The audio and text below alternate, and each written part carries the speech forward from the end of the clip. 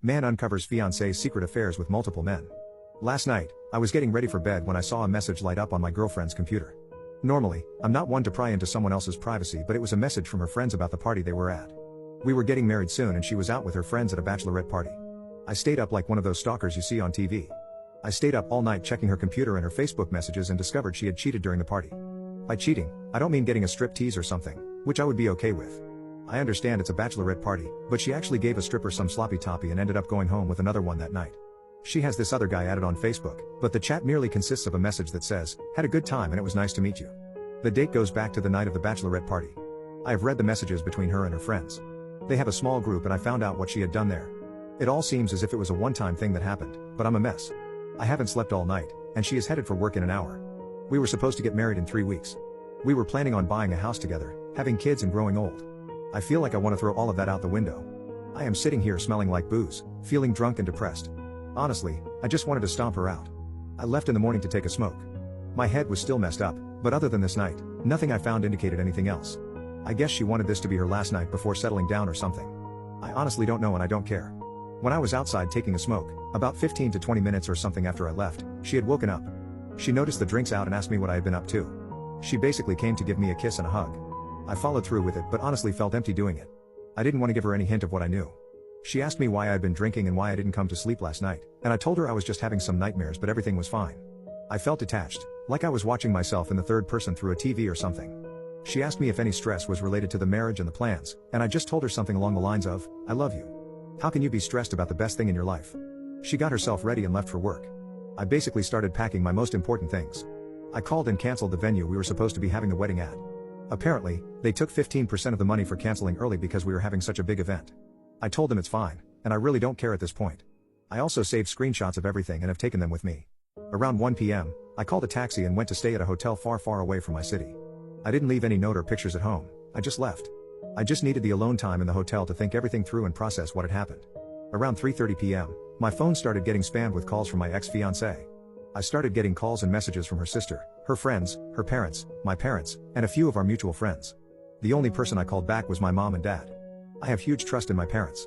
I basically spilled the beans and told them a nicer version about what had happened.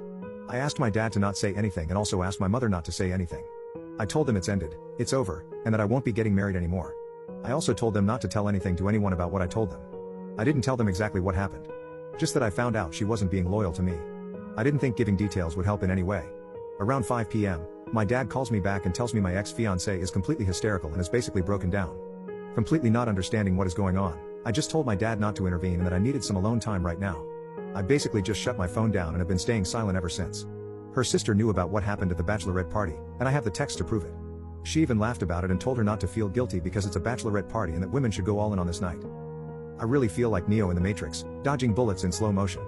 However, instead of dodging bullets, I have dodged an unfaithful wife, endless fights, and a ton of depression. I honestly feel a lot better knowing my life will get better.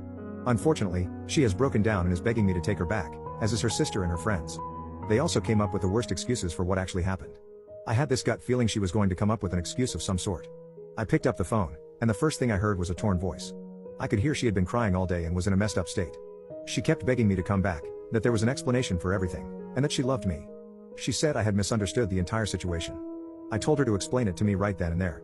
She said because I had only seen a small part of the conversation, it had all been misunderstood, that I should come back home, that she loved me, and that I had taken an irrational decision to leave. During the entire conversation, I was just giving really short, empty answers in a cold manner. After she told me it was all a misunderstanding, I told her to call me back in 10 minutes and to check Messenger. After I hung up, I sent her the entire conversation with a ton of screenshots. Not all of them, but most of the important ones. It didn't take 2 minutes for her to call back, crying hysterically, saying sorry for everything, that she wanted to die rather than lose me. She said she was forced by her friends and her sister to have fun one last time, and that she needed to let all the energy out before stepping into a marriage for life. I stayed silent. The more I didn't talk and just said okay, the more she cried. She started telling me I could sleep with other women if I wanted to get back at her, or that she would tell everyone about what she did so I could take her back. I told her that sleeping with other women was not something I needed because the moment I met her and started loving her, she was the only woman I needed. I didn't need to meet or sleep with someone to know the best thing in my life was waiting at home. She kept begging and begging.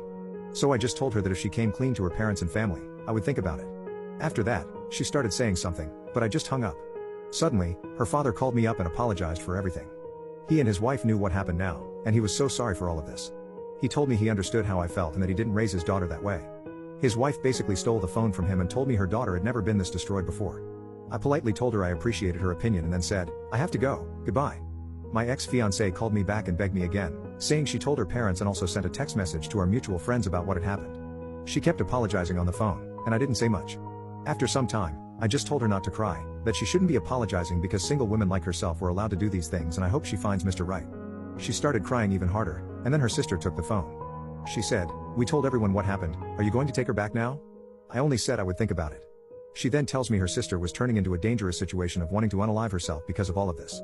The only thing I said after she told me that was, "It's a good thing you are close to her so you can make sure she doesn't do that. Maybe take her to a doctor or something." After this, I just hung up. My phone had been blowing up with messages from everyone and I didn't plan on responding. I honestly feel a lot better right now, like I could move on.